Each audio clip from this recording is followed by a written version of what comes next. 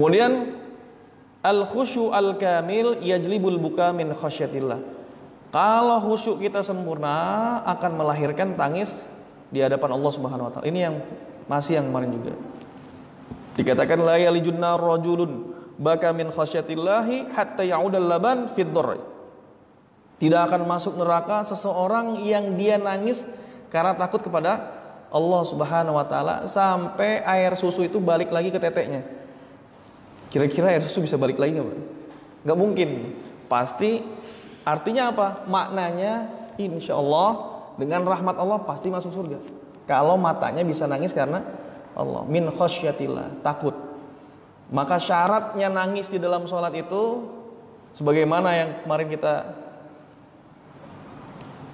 telah sampaikan, al-masyru' fil buka. Diingat-ingat Pak, yang namanya boleh nangis dalam sholat itu pertama motivasinya at-tafakkur fi dzam, karena memikirkan dosa.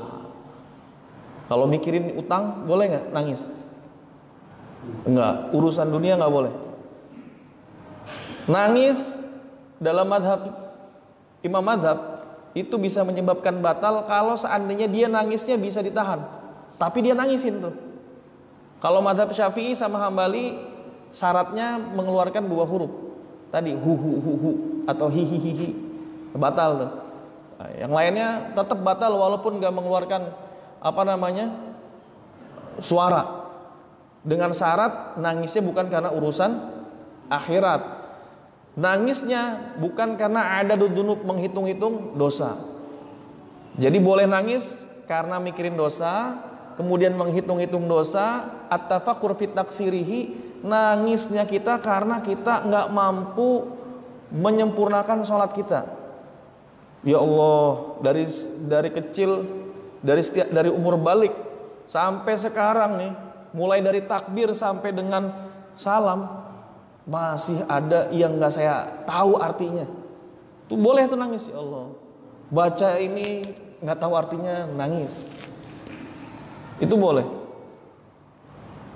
Kalau sekarang insya Allah jamaah Masjid Syuhada udah 100% lah Pak ya, Pak Ustadz ya. Dari takbir sampai salam insya Allah nih, insya Allah udah di luar kepala semua. Semenjak ngaji khusyuk bis shalah. Karena apa?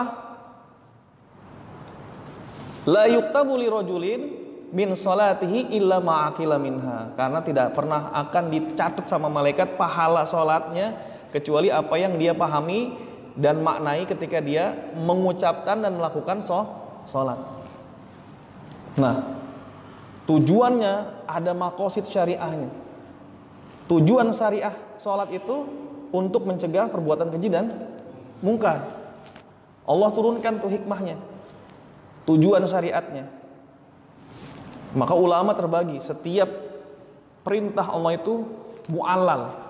Mu'allal itu artinya ada sebab kemudian ada hikmahnya.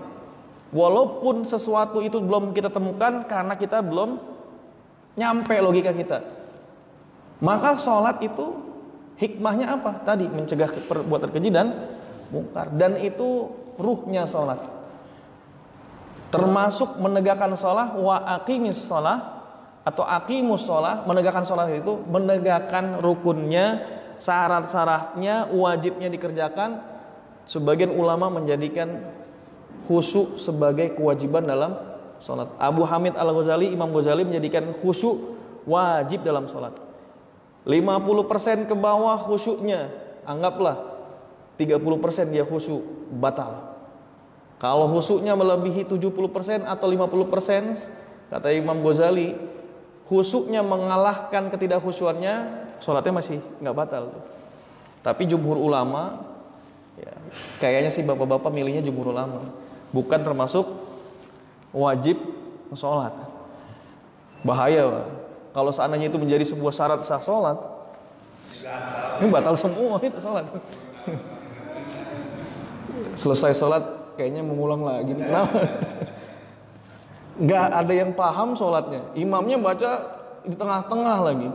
Kalau masih kulhu saya masih paham tuh. Ya kan la yuktabu li rajulin, tidak dicatat untuk seseorang itu kecuali apa yang dia sadari dan dipahami.